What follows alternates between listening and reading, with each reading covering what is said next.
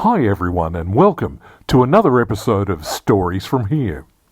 When I first went to Hollywood and got to immerse myself in everything that was best and brightest in LA, I remember Rodeo Drive, the Hollywood sign, and of course I got the opportunity to be a tourist and go to the amazing Universal Studios.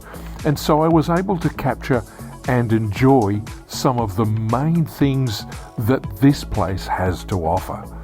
These days it's a tremendously big place, and it was when I went there first, but there were a couple of rides that were there when I first went there that are no longer available today.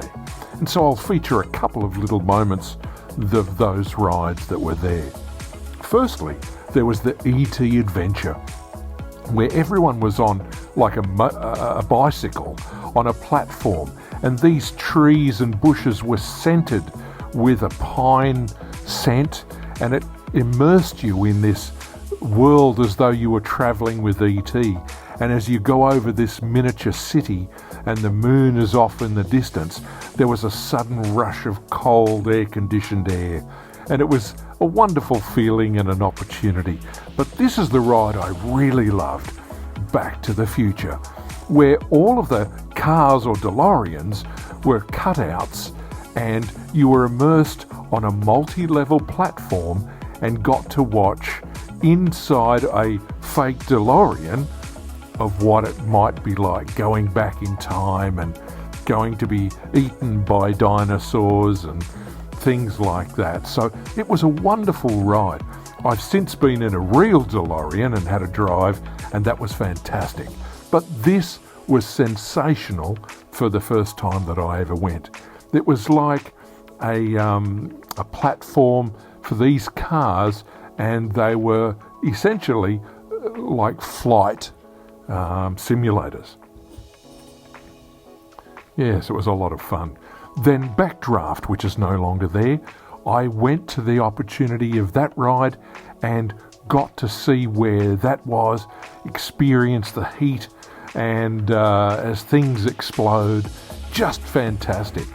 But the main reason I wanted Universal was partly to see the cars, but mainly to see some of the other experiences. And all of these things still are similar today.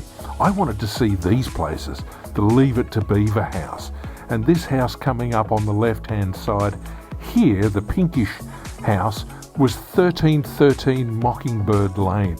That was the Munster household, and I really loved it. And these ones were where some of the early horror films were made, and you can see across here they've since had a couple of fires and rebuilt them, but it was just a thrill to be around the sets of where these films were made. I loved it.